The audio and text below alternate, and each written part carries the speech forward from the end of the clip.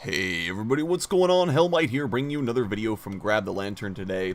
It's Tuesday, and the patch notes for patch 7.18 have been posted, and that means it's time for another patch note rundown. As always, I'll be going through the biggest changes of patch 7.18 and giving you guys a little bit of an idea of what you can expect in the coming weeks. Now, 7.18 is the Worlds patch. I know I've said this like at least twice before, but this one is actually the Worlds patch. Worlds will be played on this patch, and therefore it has a lot of really small tweaks. I didn't do all of them because that would make this video very long, but I did cover most of them. This is going to be a slightly longer video, so go ahead and settle in, and let's go ahead and get started. First up, dealing with champion changes, we're going to be talking about Azir. Azir is very squishy, which means that making a late game Shurima shuffle should be paying him off more than it currently is. Right, are buffing the base damage on Emperor's Divide in order to reward him properly for making such an aggressive play. Next up, Cassiopeia is being nerfed. She can build Abyssal Mask as her first item. That's a problem, because it means that she can afford to build full tank and not suffer at all for it.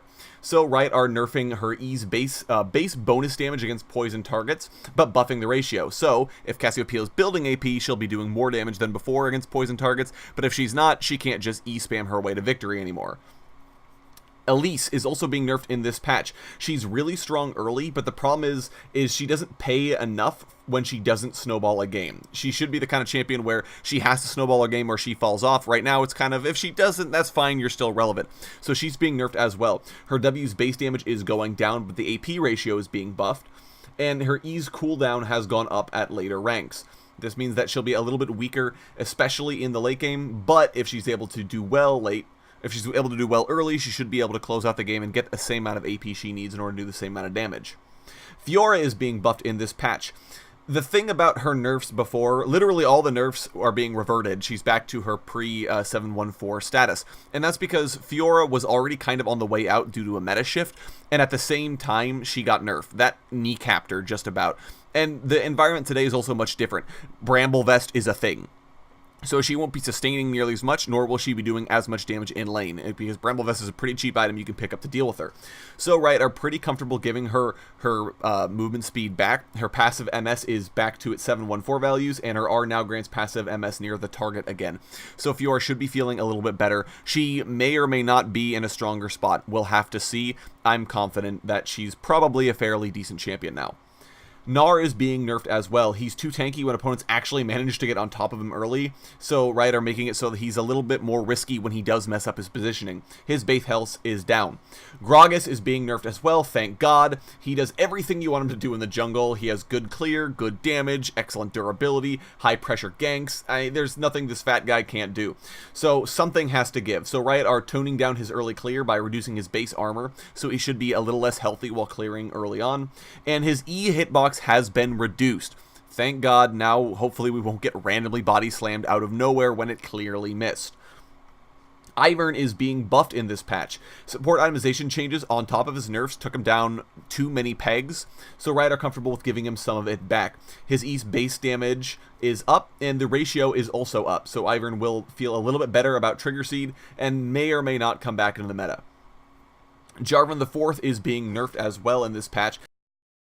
Totally too durable,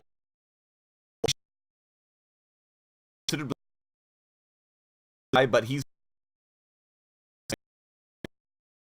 not a good thing. So he's being nerfed. His W's base shield and bonus shield per champion have been reduced. So Jarvan won't be quite as durable in the thick of team fights. He's more there for his damage now.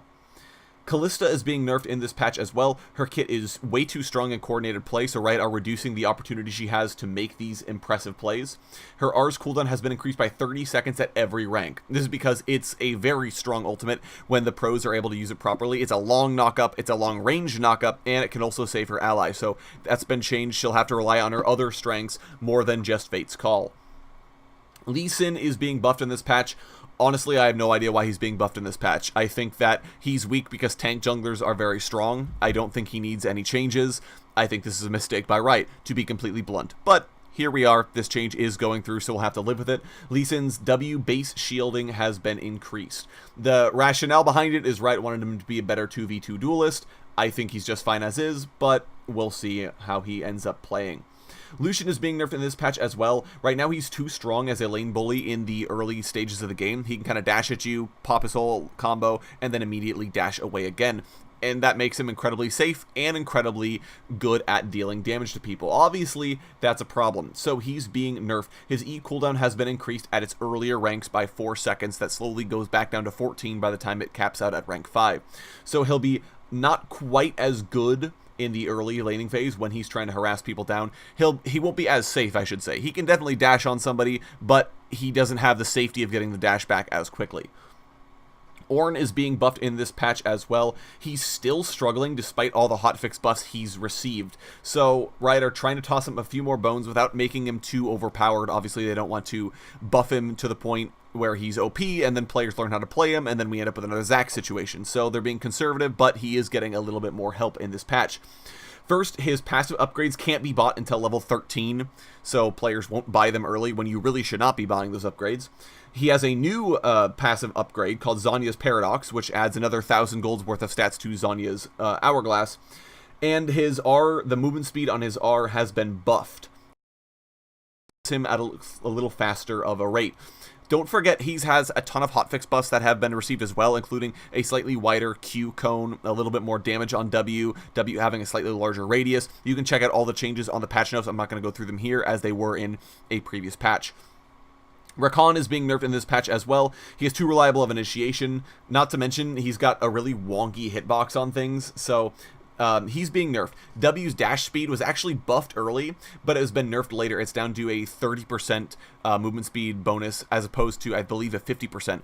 But the base is really far up, so he'll actually be doing a lot of he'll be traveling very quickly in the early ranks, but not quite as quick in the late game. And his ultimate has also been changed. The hitbox was reduced, so it's much harder for him to hit multiple people when he does the combo. However, the cooldown was also reduced, so Rakan can make these plays much more quickly, or without having to wait so much in between. Tristana is being nerfed in this patch as well, the last champion I'll talk about today. For a hyper carry, she's way too good in the early laning phase, and something has to give. So her E ratio is down, both the base and the 4-stack bomb ratio, so she won't be dealing as much damage in the level 1, level 2 trades, which means that she will be just there for the late game power spikes. Finally, we're moving on to a trio of items that Riot have changed. Cinder Hulk is being nerfed again. Tank junglers are still too dominant, so there's another attempt to tune them down.